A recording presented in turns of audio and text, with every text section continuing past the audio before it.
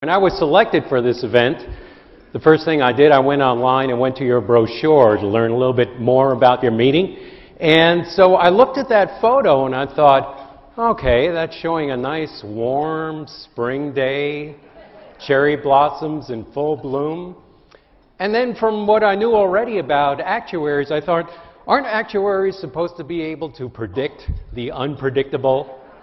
Right, so shouldn't your cover have looked more like this? Just saying, you know, might have been a safer bet there and a reminder to bring your warm clothes. You have to deal with the federal government and with government agencies, including the IRS, Department of Labor, the NSA. You probably didn't know about the last one. But that means you have to deal with government forms and instructions. And wow, I have a lot of respect for you on that. What a challenge. I found this one for Form 5500 Schedule C, the instructions. And then they started out with facts, frequently asked questions.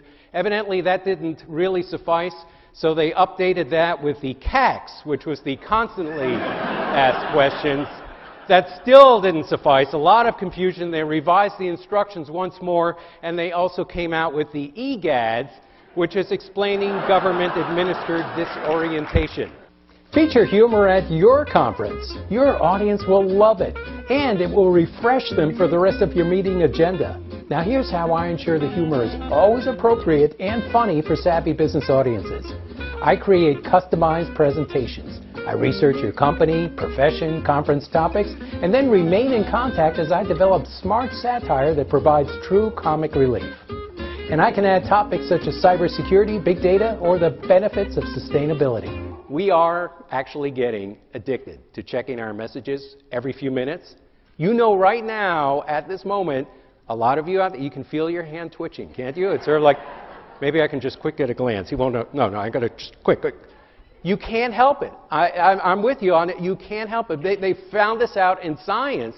Scientists showed that they were able to train a rat to learn a maze in record time by rewarding it with checking its messages.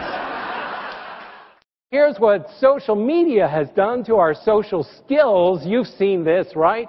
Two colleagues out for a business lunch, and instead of speaking with each other, they're engrossed in their phones. And you know what's really sad?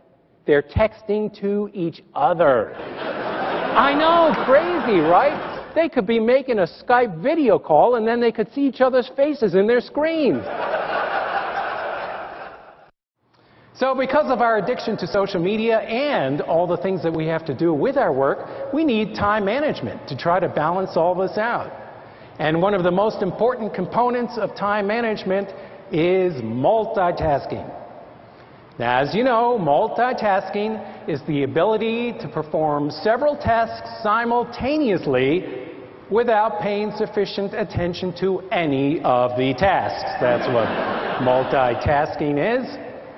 That's because our brain can't do more than one thing at a time. You want proof? We can't even walk and text without causing problems.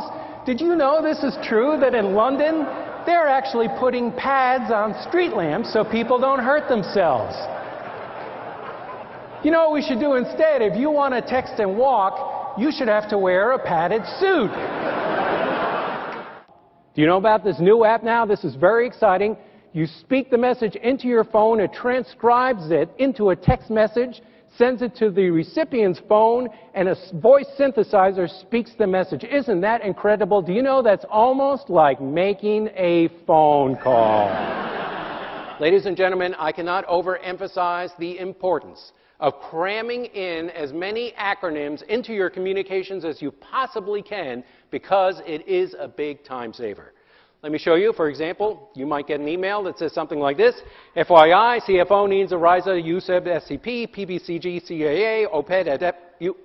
You actually understand this, don't you? Oh. Well, I don't have to go further into that. It seems you already know your acronyms.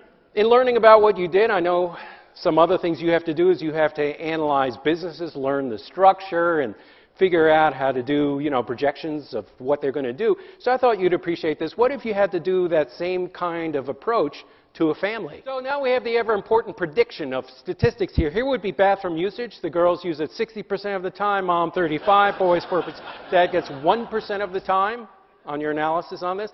But here's what's really interesting. Watch how the numbers stay the same, but it flips when you look at TV remote usage. Look at that. Boys 60%, dad 35%, girls 4%, mom 1%.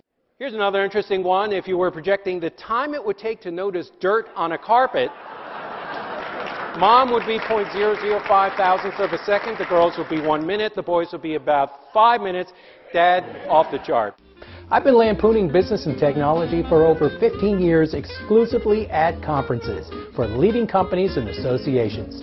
I'd be delighted to help make your event a great success.